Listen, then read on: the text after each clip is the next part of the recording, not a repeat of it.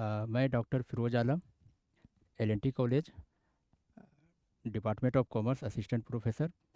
आज हम सीबीसीएस का फाइनेंशियल अकाउंटिंग जो मेजर है एमजेसी, उसमें एक चैप्टर है आपका हायर परचेज सिस्टम, जो कि आपके लिए उपयोगी है। आज हम इसको डिटेल से आप लोगों के सामने पढ़ाना चाह रहा हूँ।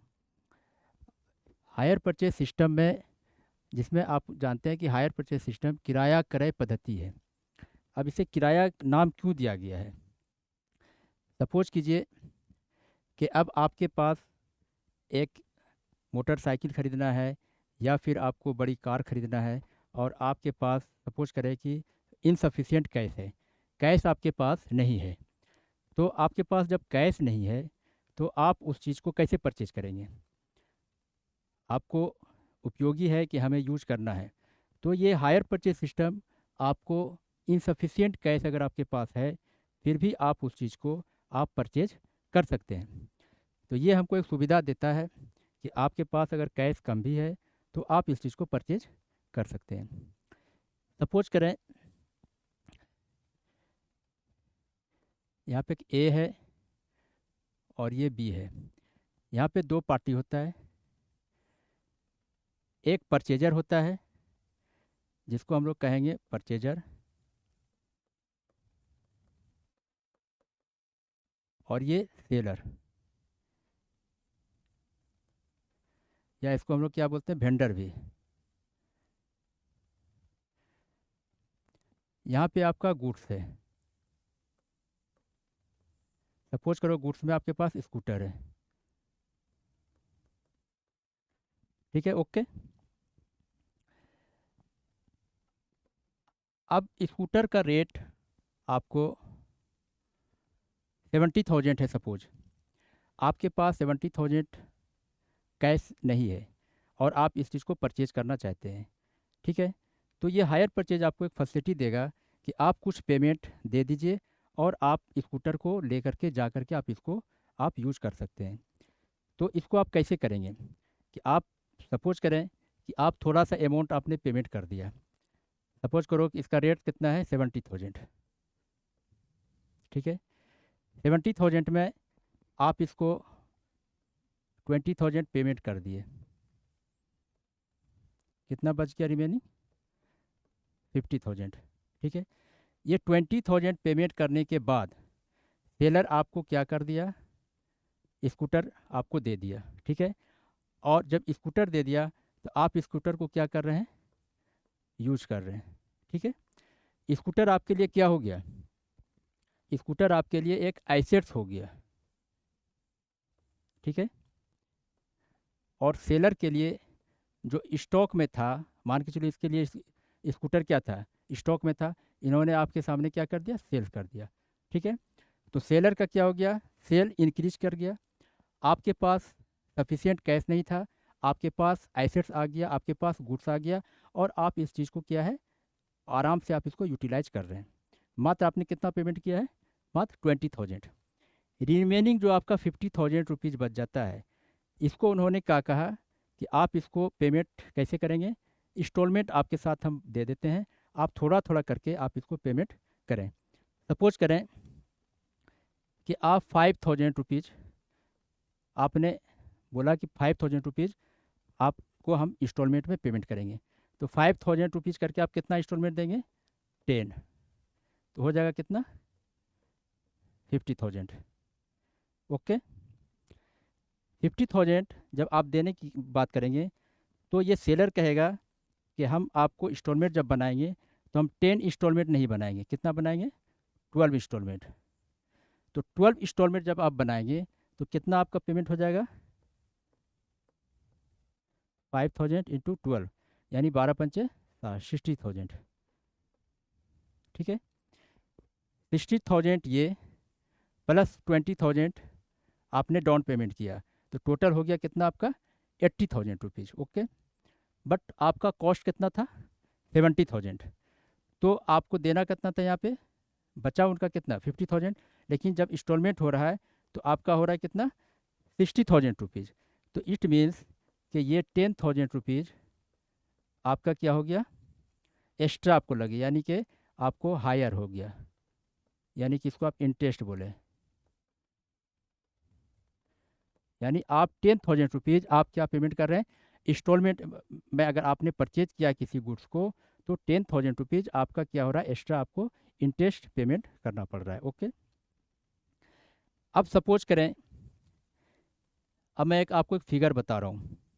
इंस्टॉलमेंट में first instalment, second instalment, third instalment, fourth instalment and 5 instalment.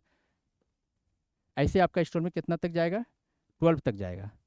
Suppose हम कर रहे हैं पहला इंस्टॉलमेंट आप पेमेंट दे दिए, सेकंड इंस्टॉलमेंट आप पेमेंट कर दिए, थर्ड भी आपने पेमेंट कर दिया, फोर्थ में आकर के आप पेमेंट नहीं कर पा रहे। ठीक है, पहला instalment, second instalment and third instalment आपने पेमेंट कर दिया। ओके, फोर्थ इंस्टॉलमेंट के बाद आप पेमेंट करने के लायक नहीं रहे। ठीक है, तो जब फोर्थ इंस्टॉलमेंट के बाद आप पेमेंट नहीं कर रहे हैं तो आपके साथ क्या होगा कि आपका जो स्कूटर है वो तो आप यूज कर रहे हैं, जब आपका इंस्टॉलमेंट नहीं जाएगा तो जो वेंडर है, वेंडर आपसे कहेगा कि आप हमारे स्कूटर को वापस कर दो। तो सवाल ये बनता है कि यहाँ पे जो आपने पेमेंट किया, यहाँ पे पेमेंट किया, यहाँ पे पेमेंट किया, इंस्टॉलमेंट का अमाउंट प्लस इंटरेस्ट दोनों साथ में आपने पेमेंट किया। तो जब आपके साथ स्कूटर वापस होगा तो आप कहोगे कि जो पेमेंट हमने दिया है फर्स्ट इंस्टॉलमेंट, सेकंड इंस्टॉलमेंट और थर्ड इंस्टॉलमेंट, तो ये पैसा हमको वापस आप कर दीजिए। तो सेलर जो है, सेलर आपको पैसा वापस नहीं करेगा, वो आपको ये कहेगा कि आपने जो एसेट्स को यूज किया है उस एसेट्स के बदले में आपका जो है ये टोटल का टोटल पैसा वो क्या करेगा, वापस नहीं करेगा, वो टोटल का टोटल पैसा आपसे वो रख लेगा। तो आप कहोगे कि पैसा क्यों नहीं आप दोगे, सवाल ये कहेगा कि पैसा आप क्यों नहीं वापस करेंगे। तो क्वेश्चन ये आएगा कि आपने स्कूटर परचेज किया था हायर परचेज सिस्टम पे। ठीक है, जितना पेमेंट आपने इंस्टॉलमेंट दिया, first instalment, second instalment, third instalment, total का टोटल माना जाएगा कि आपने क्या पेमेंट किया, हायर आपसे, यानी कि रेंट आपसे लिया गया। ये टोटल पैसा आपको क्या माना जाएगा, रेंट।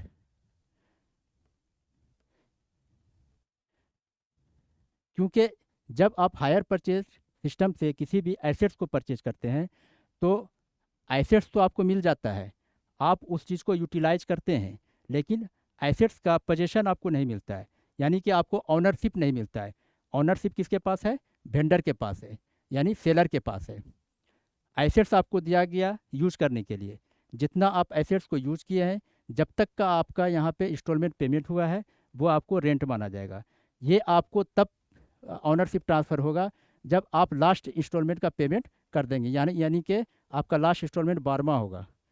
12 इंस्टॉलमेंट जब तक आप पेमेंट नहीं करेंगे तब तक ऑनरशिप आपको ट्रांसफ़र नहीं होगा। तो इस हायर परचेज सिस्टम में, हायर परचेज सिस्टम में हायर परचेज सिस्टम में ये होता है कि जब तक आप इंस्टॉलमेंट का लास्ट पेमेंट नहीं करते हैं तब तक आपको गुड्स का ऑनरशिप नहीं मिलता है, और जब तक किसी भी एसेट्स का ऑनरशिप आपको नहीं मिलेगा तब तक वो एसेट्स आपका नहीं होता है। तो इसमें दो चीज़ हमको कैलकुलेशन करना होगा कि जो इंटरेस्ट आपका है, इंटरेस्ट हर एक इंस्टॉलमेंट में इंक्लूड होता है, तो उस इंटरेस्ट को हम क्या करेंगे, कैलकुलेशन करेंगे, अलग से निकालेंगे कि फर्स्ट इंस्टॉलमेंट में, सेकंड इंस्टॉलमेंट में कैश प्राइस क्या है और इंटरेस्ट क्या है। तो इसके लिए हमको क्या करना पड़ेगा, एक एनालिटिकल टेबल बनाना होता है कि कैलकुलेशन ऑफ इंटरेस्ट, कि किसी भी एसेट्स का कैश वैल्यू क्या है और इंटरेस्ट क्या है। सपोज एक एग्जांपल हम लेते हैं, इसमें दो चीज़ होता है और एक बता देते हैं आपको कि परचेजर और वेंडर। तो परचेजर के बुक्स में भी एक एंट्री होगी और वेंडर के बुक्स में भी एक एंट्री होगी।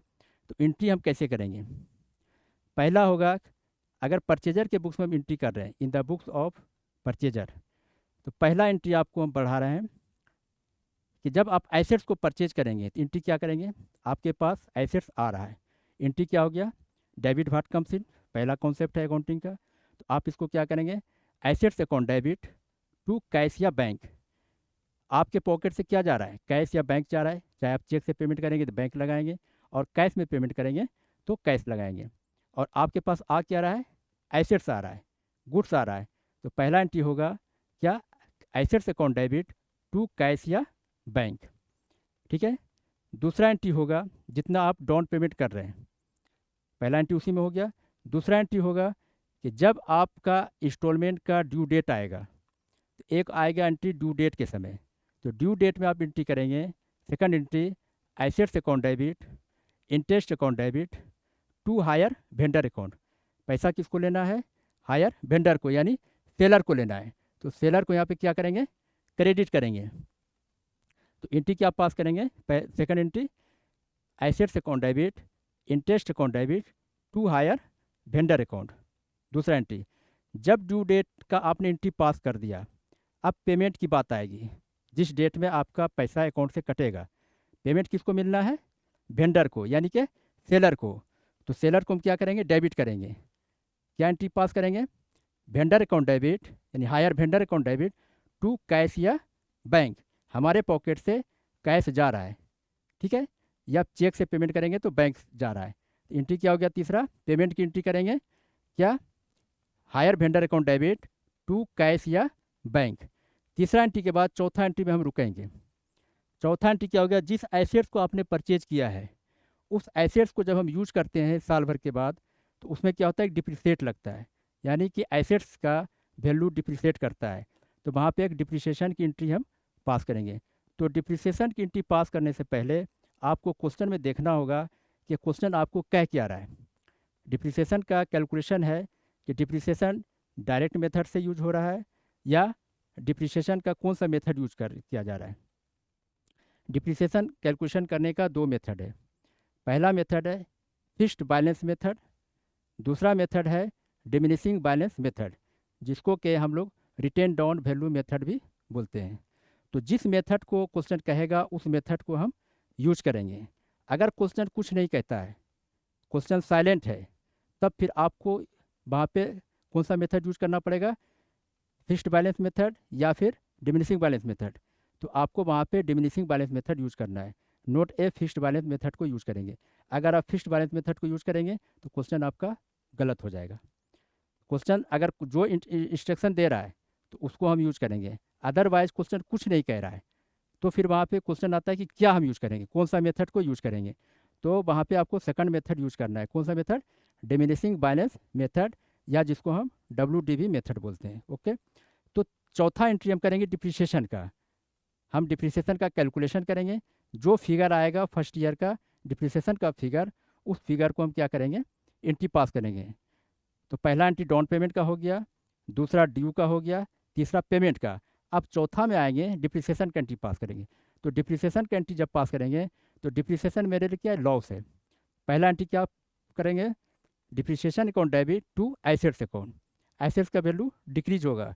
जब एसेट्स को परचेज करते हैं तो एसेट्स मेरे पास क्या होता है, डेबिट होता है। जब डिक्रीज करेगा तो एसेट्स की वैल्यू कम होगा, तो इसको हम क्या करेंगे, क्रेडिट करेंगे। और डिप्रिसिएशन क्या होगा, डेबिट होगा, है ना। तो एंट्री क्या पास करेंगे, depreciation account debit to assets account, चौथा एंट्री। एक लास्ट एंट्री आपको पास करना है इसमें in the books of purchaser के यहाँ, कि जो इंटरेस्ट आप पेमेंट कर रहे हैं और जो डिप्रिसिएशन आप दे रहे हैं। इंटरेस्ट परचेजर के लिए क्या है, लॉस है। जो इंटरेस्ट हम दे रहे हैं ये मेरे लिए क्या, लॉस है। वही सेलर के लिए इंटरेस्ट रिसीव हो रहा है तो इनकम है। हम एंट्री किसके यहाँ कर रहे हैं, परचेजर के बुक में। तो परचेजर के यहाँ मेरा इंटरेस्ट क्या है, लॉस है, पहला क्वेश्चन। दूसरा क्वेश्चन, जिस एसेट्स को हम यूज किए हैं और उस एसेट्स पे जो हम डिप्रिसिएशन चार्ज कर रहे हैं, तो डिप्रिसिएशन भी मेरे लिए क्या है, लॉस है। ओके। एक परचेजर के लिए इंटरेस्ट और डिप्रिसिएशन दोनों क्या है, लॉस है। ओके। तो इस लॉस को हम सेटअप करेंगे, एडजस्ट करेंगे, किससे करेंगे, अपने प्रॉफिट से करेंगे। तो लास्ट एंट्री हम पास करेंगे, क्या एंट्री पास करेंगे, profit and loss account debit to interest और टू डिप्रिसिएशन। और नरेशन में लिखेंगे interest and depreciation transfer to profit and loss account. Okay. यानी इसमें हमको in the books of purchaser के बुक में 5 एंट्री पास होगा। पहला डाउन पेमेंट का, assets account debit to cash या बैंक। दूसरा ड्यू का, assets account debit, interest account debit to cash या बैंक। तीसरा एंट्री पेमेंट का, पेमेंट की एंट्री क्या पास किए, hire vendor account debit to cash या बैंक। चौथा एंट्री पास किया हम लोग किसका, डिप्रिसिएशन का। क्या एंट्री पास किया, depreciation account debit to assets account, और इंटरेस्ट और डिप्रिसिएशन को हम ट्रांसफ़र किए किसमें, प्रॉफिट एंड लॉस अकाउंट में, लास्ट एंट्री। तो क्या एंट्री पास किए, profit and loss account debit to interest और टू डिप्रिसिएशन। इसके बाद आगे जो है नेक्स्ट क्लास में हम in the books of vendor की यहाँ एंट्री पास करेंगे, और एक एनालिटिकल टेबल पास बनाएंगे कि हम कैलकुलेशन ऑफ इंटरेस्ट कैसे पास कर निकालते हैं, जिसमें कि किसी भी वैल्यू का आपको कैश प्राइस क्या होगा और इंटरेस्ट क्या होगा एवरी ईयर का। आज यहीं तक रहने देते, थैंक यू।